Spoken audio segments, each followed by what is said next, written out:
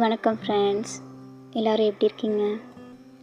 Childhood days நம்ம லைஃப்பில் மறக்க முடியாத நாட்கள். நம்ம சின்ன வயசாக இருக்கும்போது நிறைய விஷயங்கள் செஞ்சுருப்போம்.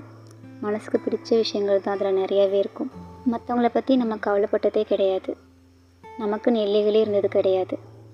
சின்ன வயசாக இருக்கும்போது நமக்கு நிறைய கனவுகள் இருந்திருக்கும். நம்ம நிறைய க்ரியேட்டிவிட்டியாக யோசிச்சிருப்போம், க்ரியேட்டிவிட்டியாக நிறைய செஞ்சுருப்போம். பட் இதெல்லாம் ஒரு பாயிண்டில் மாறிடும். இப்போது நம்ம வளர்ந்ததுக்கப்புறம் நம்ம மற்றவங்கள பற்றி அதிகம் யோசிக்க ஆரம்பிச்சிடுறோம். நம்மளை பற்றி அவங்க என்ன நினைப்பாங்க, நம்ம சொல்கிற பாயிண்ட் சரியாக இருக்குமா, கரெக்டாக இருக்குமா, இப்படி நிறைய யோசிச்சு நமக்குள்ளே ஷைனஸ் வந்துடுது. தைரியம் எங்கே போச்சுன்னே தெரில. பட் அந்த தைரியத்தெல்லாம் மறுபடியும் கொண்டுட்டு வரணும். ஒரு செமினார் மோட்டிவேஷனல் ஸ்பீக்கர் பேசினதுக்கப்புறம் அங்கே இருக்கிறவங்க எல்லாருக்கிட்டேயும் கொஷின் கேட்க சொல்கிறார்.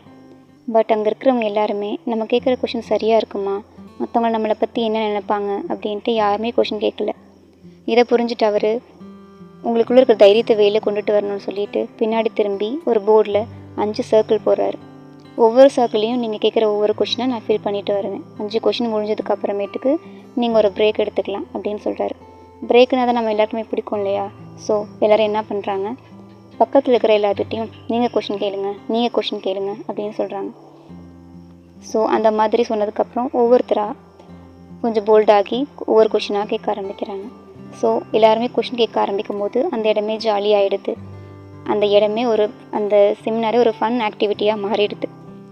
நமக்குள்ளேயும் இப்படி தான் ஷைனஸ் இருக்குது. பட் அதே நேரத்தில் நமக்குள்ளே தைரியமும் இருக்குது. அந்த தைரியத்தை வெளியே கொண்டுட்டு வர வேண்டியது நம்மளோட பொறுப்பு. மற்றவங்க தாட்ஸுக்கு ரெஸ்பான்ஸ் பண்ணதெல்லாம் போதும். இனிமேட்டுக்கு நம்ம தாட்ஸையும் தைரியமாக நம்ம சொல்ல ஆரம்பிக்கணும். நம்ம தான் நம்மளோட பெஸ்ட்டு மோட்டிவேஷன். நம்ம என்ன செய்கிறோங்கிறது தான் முக்கியம். மற்றவங்களை கஷ்டப்படுத்தாத, காயப்படுத்தாத எல்லா விஷயமும் சரிதான். இனிமேல் சொசைட்டி பற்றியும் சுற்றி இருக்கிறவங்கள பற்றியும் யோசிக்கிறத நிப்பாட்டிட்டு நம்மளோட தாட்ஸையும் நம்ம தைரியமாக சொல்ல ஆரம்பிக்கணும். தைரியமாக இருந்தவங்க தான் லைஃப்பில் நிறைய சாதனை படிச்சிருக்காங்க. நம்மளும் சாதனை படிக்கணும். வாங்க சாதனை படிக்கலாம்.